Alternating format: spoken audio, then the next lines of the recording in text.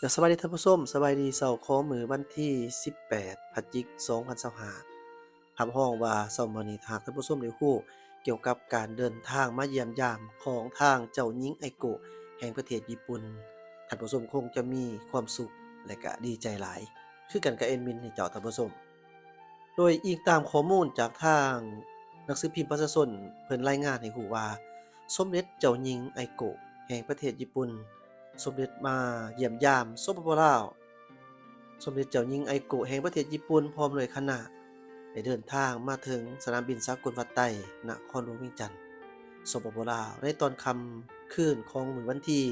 17พฤศจิกายน2025โดยมีทานนางฟองสมุทรอันลาวัลย์รองรัฐมนตรีกระทรวงการต่างประเทศพร้อมด้วยคณะของสปปลาวได้ภาคส่วนที่เกี่ยวข้อง ให้การต้อนรับอย่างอบอุ่น การเสด็จมาเยี่ยมยามสปปลาวในครั้งนี้แม่นเพื่อตอบสนองตามการเชื่อเชิญของพระทานนางปานียาทอตู้รองประธานประเทศแห่งสปปลาวโดยสมเด็จเจ้าหญิงไอโกะแห่งประเทศญี่ปุ่นจะดำเนินการเยี่ยมยามสปปลาวอย่างเป็นทางการ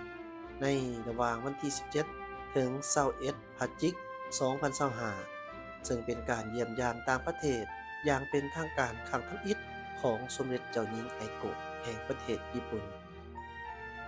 การเสด็จมาเยี่ยมยามสปปลาวในครั้งนี้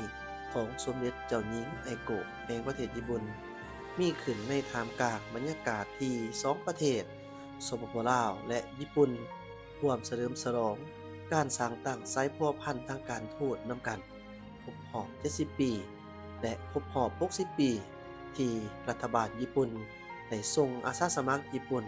มาปฏิบัติหน้าที่อยู่สปปลาว เริ่มตั้งแต่ปี 1965 เป็นต้นมา ดังนั้น การเยี่ยมยามของสมเด็จเจ้าหญิงไอโกะแห่งประเทศญี่ปุ่นจึงเป็นขีดหมายสำคัญหนึ่งสำหรับประวัติศาสตร์ของการพัวพันหัวมือระหว่างสองประเทศสปปลาวและญี่ปุ่น และทั้งเป็นการผันขยายการเป็นคู่ร่วมยุทธศาสตร์รอบด้านลาวญี่ปุ่นให้เป็นคู่ประธรรม